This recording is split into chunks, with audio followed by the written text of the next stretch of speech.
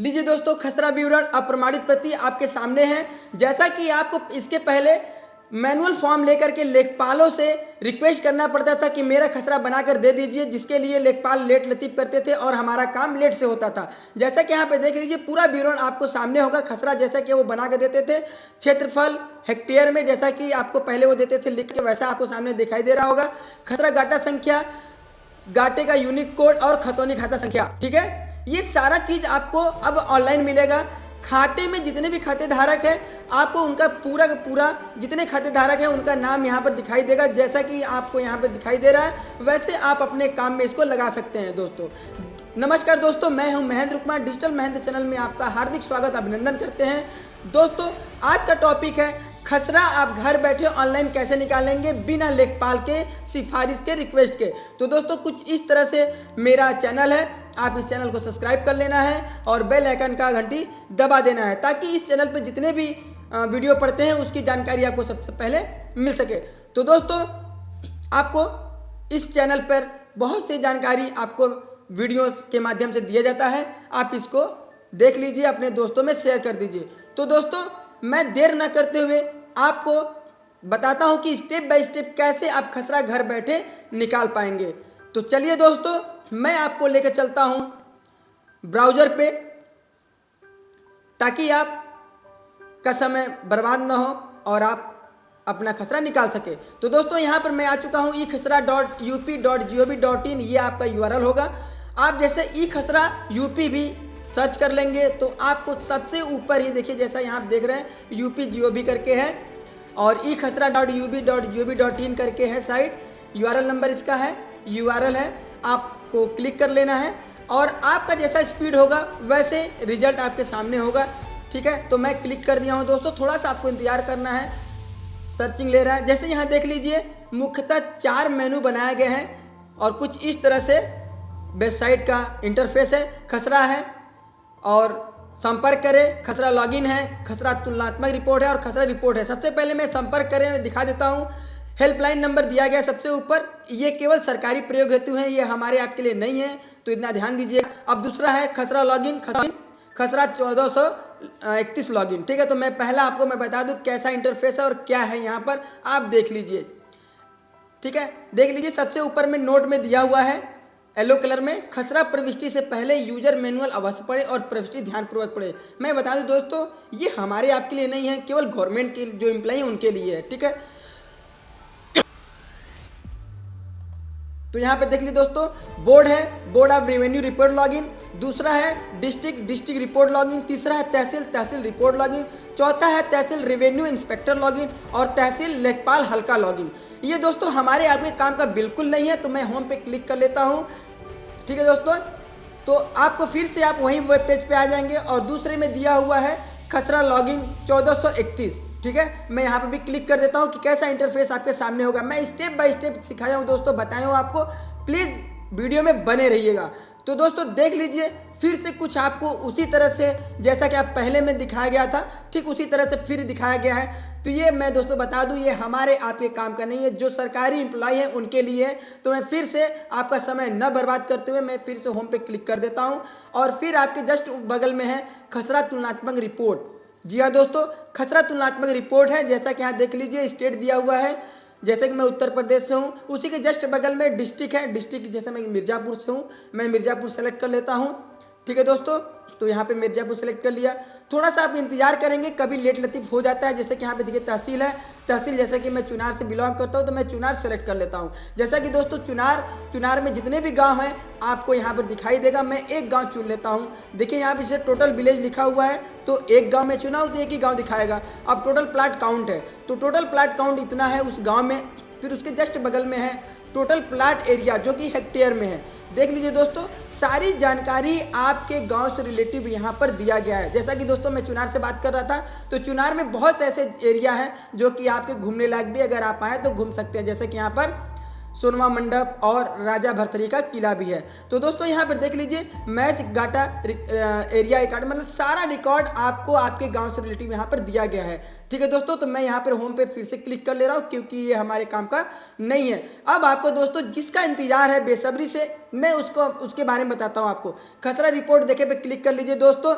अब आपके सामने है, जैसा आप अपने खतौनी में देख पा रहे थे ठीक उसी प्रकार से यहाँ पर भी देखिए जनपद है, उसके जस्ट बगल में तहसील है। जैसे मैं जनपद मिर्जापुर से हूँ, चुन लेता हूँ और तहसील मेरा चुनार है, चुनार कर लेता हूँ। फिर जो गांव मेरे कंडीशन में है वो भौरई का है, मैं भौरई यहाँ पर चुन लेता हूँ। तो दोस्तों यहाँ पर देखिए कुछ इस तरह से आपको एरर आ सकता है, फसली वर्ष चुने, जैसा कि आप देख लीजिए ऊपर में फसली वर्ष है। सबसे लेटेस्ट जो होगा आपको वही चुन लेना है। चुनने के बाद में फिर से आपको गाँव सेलेक्ट कर लेना है। आपका गांव अगर ऊपर नीचे होगा तो आप देख लीजिएगा। जैसे आपको खतौनी में दिखाई देता है, खसरा घाटा संख्या द्वारा खोजे, यूनिक कोड द्वारा खोजे, खाता संख्या द्वारा खोजे और खाते के नाम द्वारा खोजे। तो चलिए दोस्तों मैं बता दूं आपको कि खसरा घाटा संख्या कहाँ मिलेगा, कैसे मिलेगा। जैसा कि दोस्तों आप यहाँ पे देख लीजिए खसरा घाटा संख्या है, जो कि मैं एक खतौनी का उदाहरण आपको दे रहा हूँ। और यहाँ पर देखेंगे खाता संख्या, यहाँ पर भी आपका सारा डिटेल्स यहाँ पर मेंशन रहता है। ठीक है, वर्ष, क्षेत्रफल, गाटे का कुल क्षेत्रफल, गाटा की यूनिक कोड, सारा कुछ आपको यहाँ पर दिया होता है। तो मुझे यहाँ से केवल खाता संख्या या गाटा संख्या लेना है दोस्तों। ठीक है, तो आप यहाँ से खाता संख्या ले लीजिएगा। जैसे कि मेरे कंडीशन में मैं अपना खाता संख्या ले चुका हूँ। ठीक है, तो चलिए मैं खाता संख्या को मैं यहाँ पर दर्ज कर ले रहा हूँ। चलिए, जैसा कि मैं यहाँ पर खाता संख्या डाल देता हूँ और खोजे पे क्लिक करता हूँ। यहाँ पर देखिए दोस्तों, जैसा कि आप देख रहे थे खातेदार का नाम और उसके जस्ट बगल में है गाटा संख्या, उसके जस्ट बगल में खसरा नंबर। जैसा कि दोस्तों मैं आपको बता दूँ, एक खाते में कई खसरा नंबर हो सकते हैं। ठीक है, और एक खाता धारक कई खसरा संख्या में हो सकता है वो। ठीक है, तो यहाँ पर देख लीजिए सारा डिटेल दिया हुआ। जैसा कि देख लीजिए यहाँ पर 204 है खसरा संख्या नंबर और उसके जस्ट नीचे देख लीजिए 271 है। उसमें क्या है कि जितने खाता धारक है वो कई बार आ सकते हैं रिपीट होकर के। ठीक है दोस्तों, क्योंकि वो कई खसरा नंबर में है। खाता तो एक है लेकिन खसरा नंबर कई है। तो चलिए दोस्तों, मैं जिनका मुझे निकालना है, आप यहाँ देख लीजिए 284 में भी ये लोग हैं और 204 में भी हैं, 271 में भी हैं। ठीक है दोस्तों, तो मैं ऊपर कर लेता हूं और यहाँ पर देख लीजिए इनका मैं रिपोर्ट देखे पे क्लिक करता हूं। अब यहाँ पर देखिए खुलकर आ गया।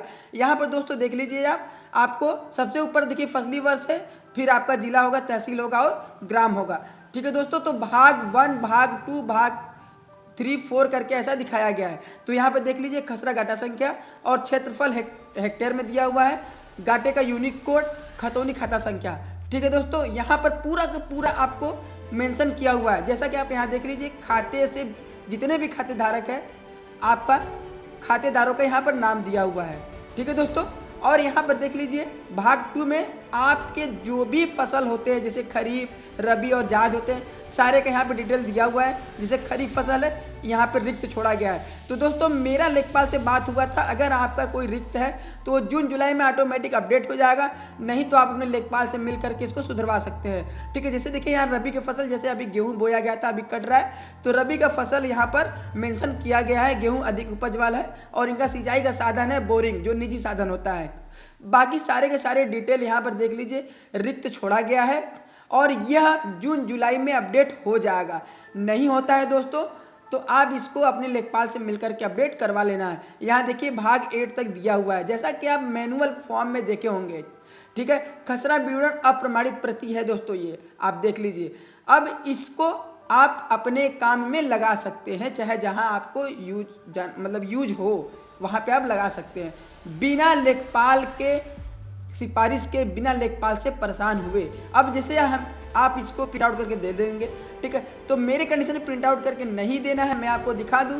जैसा कि आप यहाँ देख पा रहे हैं, इसका जो सीट है ये आप अगर कहीं कस्टम में रखते हैं और 62 करते हैं स्केल, तो ये 1 पेज में आएगा। अगर आप डिफ़ॉल्ट करते हैं तो यहाँ पर देख लीजिए ऊपर में जो सीट है वो 4 सीट में हो जाएगा, जो कि आपका बहुत पेपर फालतू जाएगा। जैसे पहला पेज है वो भी ब्लैंक है, दूसरा पेज है वो भी ब्लैंक है, तीसरे पेज में आपका खसरा है, चौथा पेज भी ब्लैंक है। ठीक है, तो अब मैं यहाँ पे कस्टम करूँगा और 62 स्केल रखूँगा तो एक सीट आएगा। जैसे यहाँ ऊपर देख रहे होंगे आप 4 सीट लिखा हुआ है, वहाँ पे 1 सीट हो जाएगा।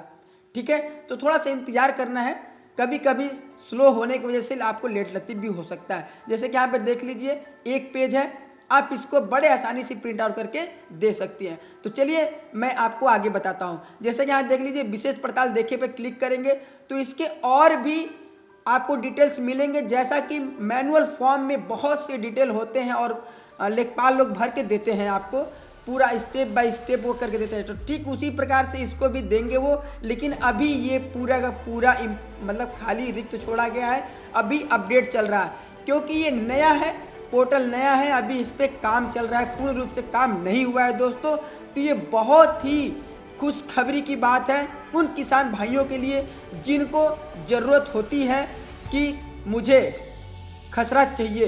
तो दोस्तों अगर यह जानकारी अच्छी लगी हो तो लाइक शेयर कमेंट कर दीजिए। आज के लिए बस इतना ही। जय हिंद, जय भारत।